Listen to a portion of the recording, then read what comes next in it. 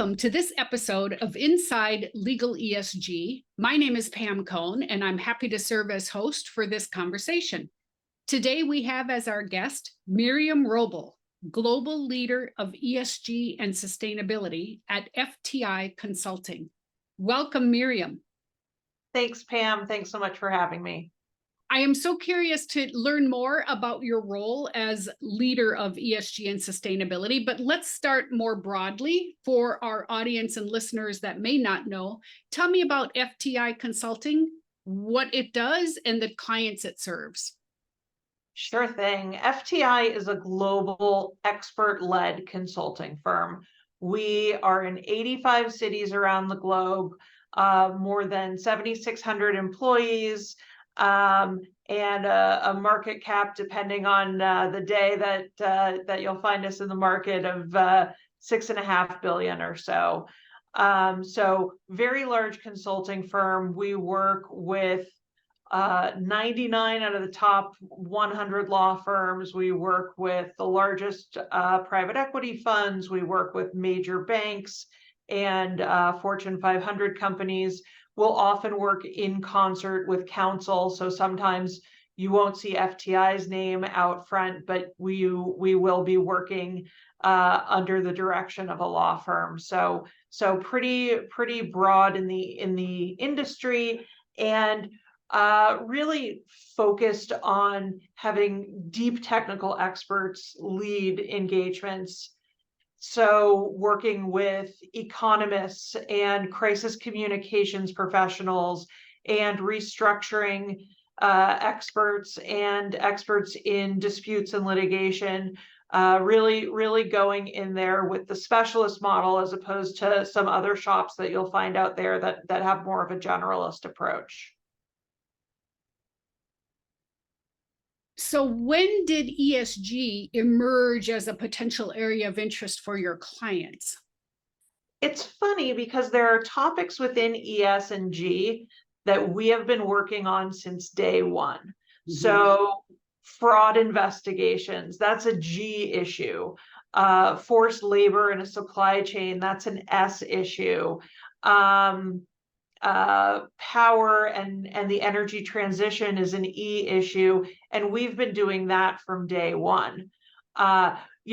This has really emerged as a defined topic of ES&G, which I think a lot of us know is an interesting grouping of often disparate topics, but it's really emerged as its own practice area or its own specialty within the last 5 to 10 years.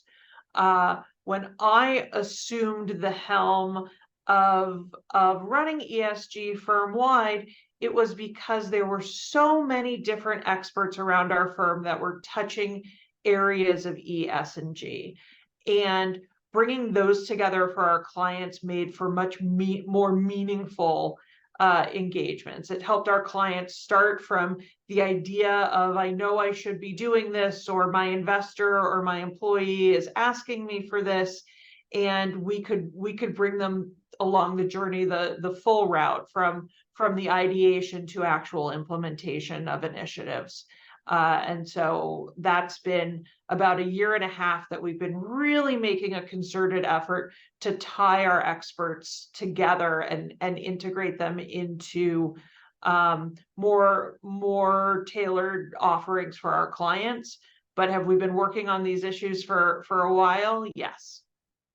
And I think that's so aligned with the situation that law firms find themselves in, because they've had lots of different practice groups that are touching different areas of the E, S, and G pillars, but bringing those areas of law or areas of practice together and labeling it ESG as a holistic solution sounds exactly parallel to what FTI Consulting did.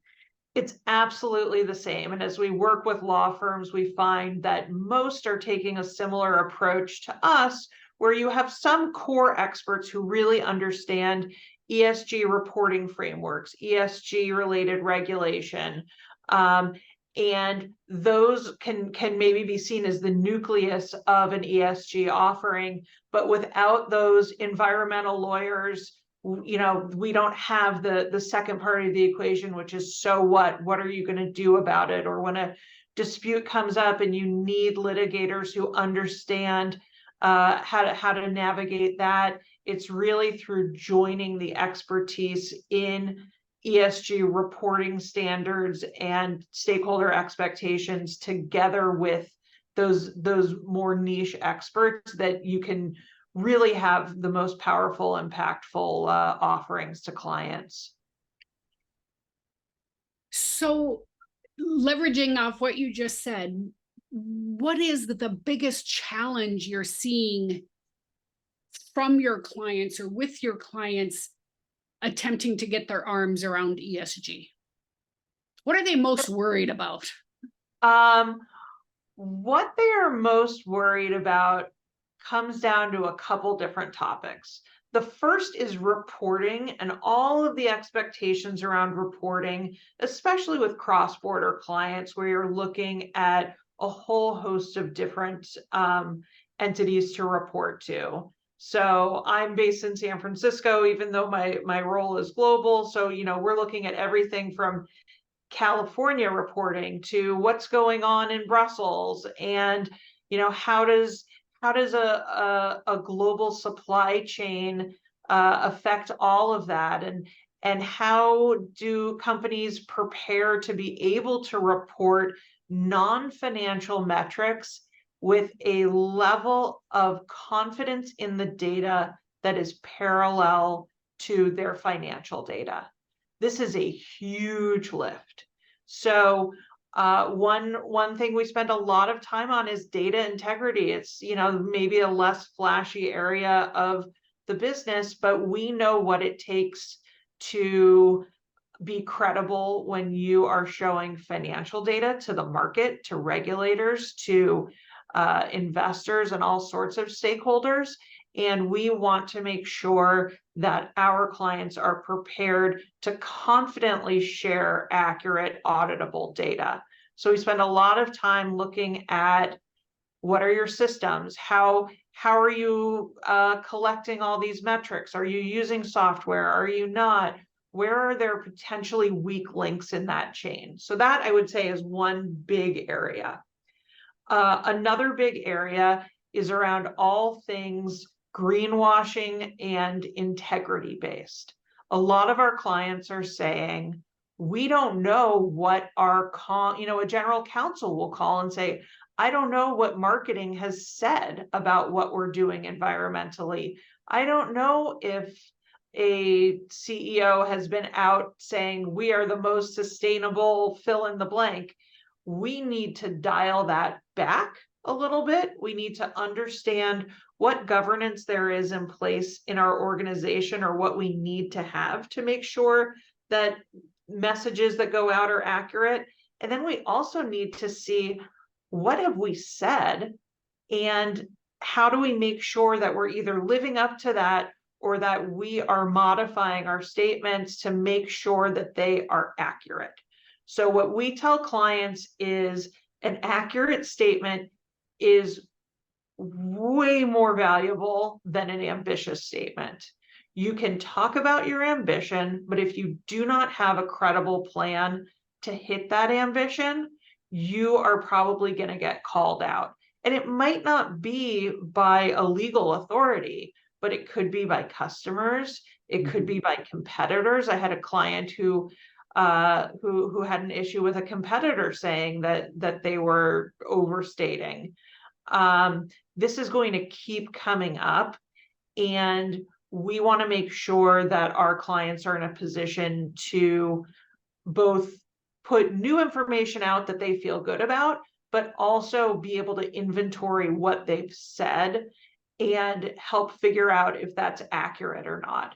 And so, because FTI has a really established strategic communications practice, as well as forensic and litigation consulting, we're able to use all of the tools we have that scan social media, and that really can collect not just what a company has said, but also what's being said about the company, and bring together some impactful solutions around greenwashing. And then maybe the third bucket, the third challenge, is really operationalizing ESG.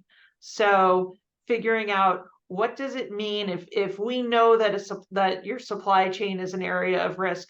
What does a really good vendor management program look like that can track for some of these issues? Or what does it mean to explore lower carbon options? What does this mean in practice? Because an ambition without taking credible action is going to expose you to the greenwashing. So we want to make sure that we are bringing in our experts. So I would bring in supply chain experts in that case to really come in and say, we've run supply chains of major, multinational corporations. Let us show you what good looks like, and let us help you set that up. That is a perfect lead into my next question about supply chains, because many of the listeners of this podcast are law firms. And I think law firms are coming under increasing expectations from their clients and employees and other stakeholders, but clients from a supply chain perspective, because those companies need to manage their suppliers, and law firms are part of that supply chain, although they don't often recognize themselves as such. So tell me a little bit more about how FTI is dealing with being part of your client's supply chain. Absolutely. And I would say we're not alone as service providers. A lot of our clients come to us because it is supply chain partners of theirs, often large customers, that are driving this change in their behavior. So probably most law firms at this point have gotten questionnaires from certain clients asking about their sustainability. FTI gets those. We're proactive about it because we have such a robust ESG offering that we know what's coming.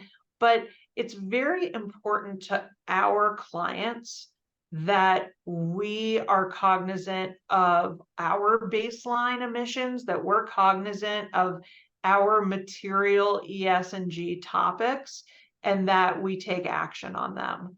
So I think we're coming out of the grace period where a strong relationship or good service was enough to get a pass on not responding to questionnaires. We take these very seriously. We have a lot of clients who want to see evidence that we're taking action. So we measure our GHG emissions, we know our material topics, and we take action on them. So we do things like redesign floor plates in buildings to decrease square footage per employee. It happens to save money, but it's also something that we can talk about in terms of our environmental footprint. We do energy efficiency projects in our offices. We do whatever we can to encourage video conferencing in lieu of travel. I think one thing that is common in professional services is that we're always going to have a certain amount of travel. And so we try to minimize that, but really be mindful of when we are traveling, maximizing that time that we've flown somewhere, and being mindful of that. It doesn't mean that we have to fundamentally change how we do business. It means that we need to focus on material topics. So a material topic for us and for law firms is cybersecurity. It's something we invest heavily in. It's something we train employees in and take very seriously, because our people and our information are the most important thing in professional services. And so being mindful of that and really having hard evidence of taking action is what is most important to our clients and our supply chain partners, you may say. I love the phrase you used earlier about the grace period is over, because I have heard that from a number of my law firm clients. They're like, oh yeah, well, this client sent us this questionnaire last year, but we ignored it. Or when we responded to this questionnaire last year, the client said that they wouldn't worry too much about first year's score. But now we're in the second year and we don't have anything to show for progress between year 1 and year 2. So the grace period is clearly over. I'm impressed that you have done your greenhouse gas emissions accounting, you've done a materiality assessment. Have you gone so far as to declare some net zero targets? We have declared net zero targets. We are aiming for net zero by 2030. And we have also filed our letter of intent with SBTI, the Science Based Targets Initiative, and are in that process right now. We are really focused on scope 1 and 2, as those are more clearly, more easily measured. We, of course, have all different ways of measuring scope 3, and that's a service we provide clients as well. The scope 3 scope that we're most focused on right now is that business travel scope. But again, we look at it holistically. I'm very impressed, because there probably are a handful of law firms that are that far down the journey as what you just described.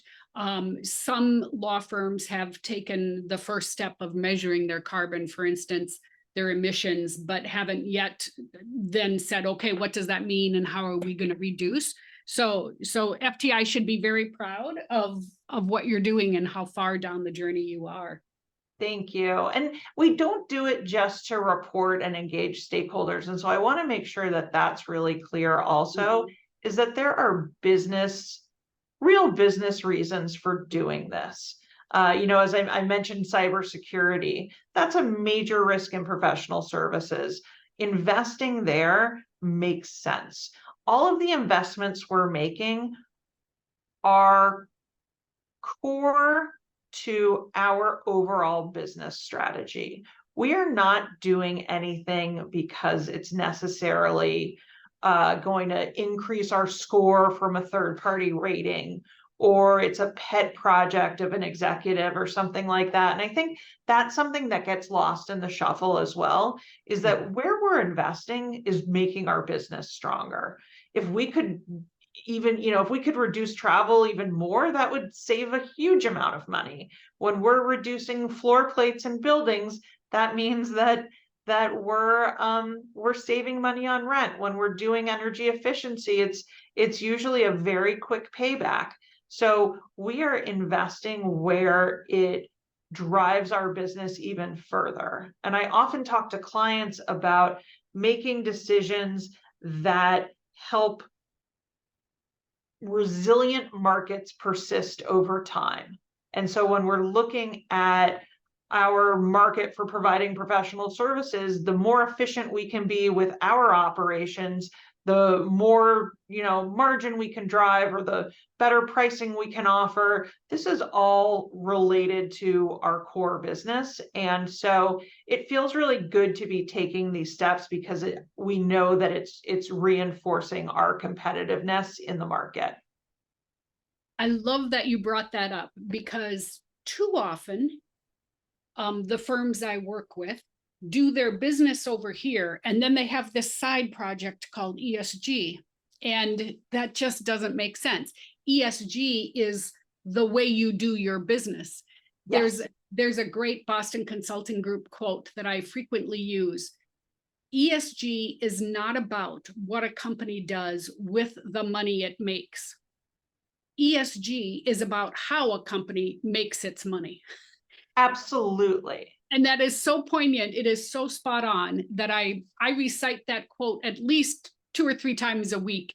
And what you just described is exactly that. ESG is the framework through which you make strategic decisions about your business, not a side activity.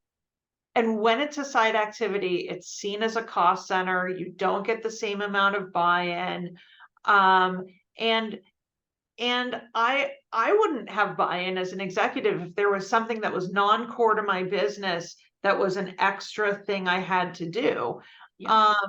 The more and more that we can show companies, that we can show professional services that this helps strengthen the business, the better. And with all of my investor clients, we see it as both an opportunity screen and a big risk screen of, no investor ever said that they wanted less information for making a decision, right?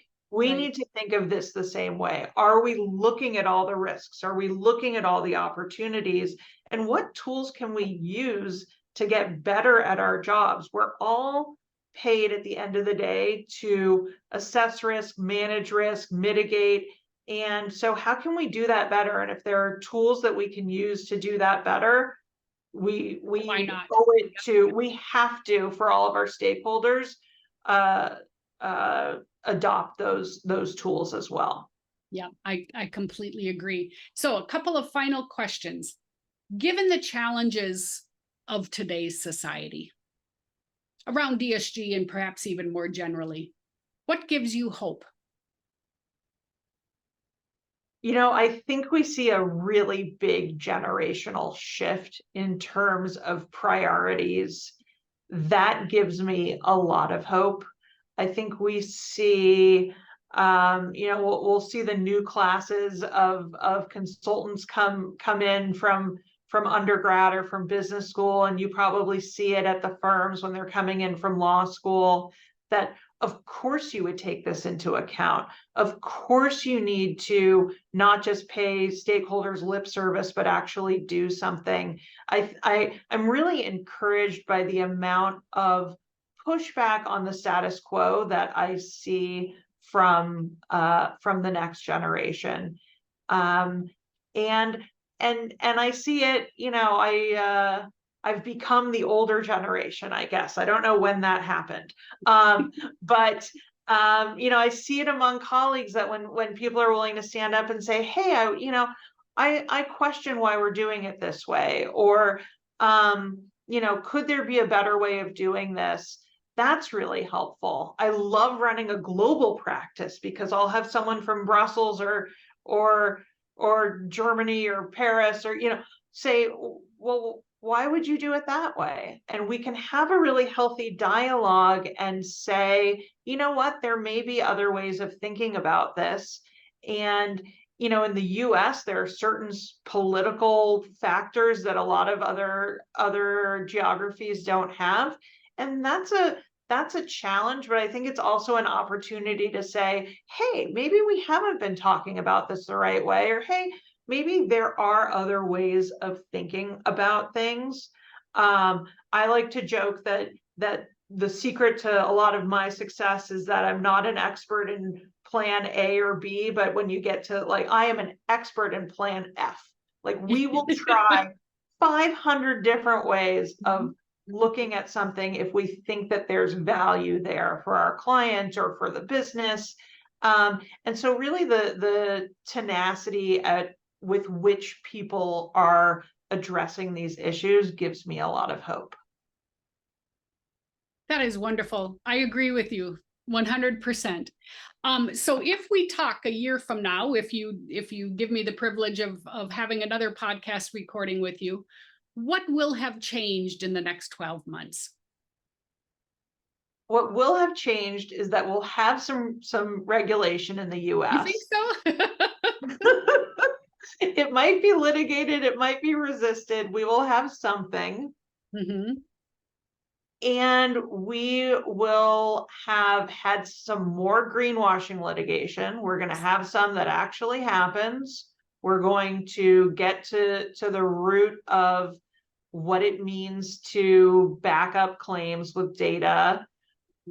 And we're going to have a lot of progress on companies finally biting the bullet on investing in data management and making sure that the foundation is solid as they go into this new era of of accountability, really. And I think that's very exciting. I never thought I would get excited about data management in my life, and I am very excited that the numbers will be aligned to statements. I'm very excited that companies will have confidence in their ESG related data, and they will not be thrilled about reporting it, but at least they'll feel better about knowing that the data is accurate. Yes, I completely agree. And I think for many companies who are working under the regulations outside the US that already exist, I mean, you mentioned Brussels and the UK and the EU, they're already dealing with this. And I think once the SEC issues its rules, it will apply to even more companies in the US where they're going to have to exhibit more rigor, more data management, more accountability, as you put it, as we move forward. And that can only be a good thing. I agree. I think it will be painful in the short term, and in the long term, we'll look back and say, like, gosh, can you believe, how afraid everyone was of this? Yeah. I don't think any stakeholders are expecting companies to have it all figured out. I think they're expecting companies to take some credible steps, assess where they are, and start working on a path forward. And I don't think that's too much to ask. And I think we will all be better off once we're in a position to do that. Yeah. And I think it's so important what you said, step by step, make sure it's credible and have a path moving forward. And that is all any of us should expect, is that we keep moving Absolutely. forward. Yeah. We are all at different places. Clients come to me having done nothing. They come to us having done a lot. There's no judgment on where you're starting. I think we all want to see an assessment of where you are and a little bit of a path of where you're going. And that for now is the gold star. Yep. I completely agree. Thank you so much for your time, Miriam, and your insights. This has been incredibly helpful, and I think demonstrated to the law firm listening audience that there are many things that professional services firms can and should be doing for their clients and within their own business. FTI Consulting is a great example. Thank you very much for sharing your time with us today. Thanks so much for having me, Pam. I would love to come back whenever you want to take stock of where the market is and to bounce ideas around. I spend a lot of time talking with attorneys and really appreciate the time to share my perspective on the market. Well, I can guarantee you will be back as a guest. So thank you very much. My pleasure. Bye-bye. Bye.